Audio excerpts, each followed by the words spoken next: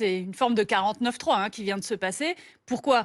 Surtout parce que le bloc présidentiel veut éviter un débat public sur une loi qui est une loi qui va rendre malade des Français, tout simplement. En réalité, ils voulaient cette motion de rejet, ils voulaient ce 49-3 pour qu'on ne débatte pas de ce que j'appelle la loi pesticide. C'est-à-dire une loi qui va réintroduire un pesticide dangereux, qui va faire qu'il y a des bébés qui sortent mal formés du ventre de leur maman. C'est ça dont on parle. Pourquoi la France l'a interdit en 2016 après toute une revue de la littérature par principe scientifique. De précaution. Le principe de précaution, parce qu'il y a des très graves risques sur la santé humaine. Vous savez de quoi parle Christian Huyck, directeur scientifique de l'INRA? Il parle du nouveau chlordécone de l'Hexagone. Ça veut dire quoi? Ça veut dire qu'il y a un risque de scandale sanitaire d'un pesticide qui serait comme le chlordécone aux Antilles, c'est-à-dire ce pesticide qui a fait des milliers de maladies graves et de morts parce qu'on a mis des années à l'interdire. Mais c'est aussi un pesticide qu'on appelle tueur d'abeilles. Et d'ailleurs, tous les apiculteurs sont contre la réintroduction de ce pesticide parce que ça tue massivement, ça risque de remettre en cause la pollinisation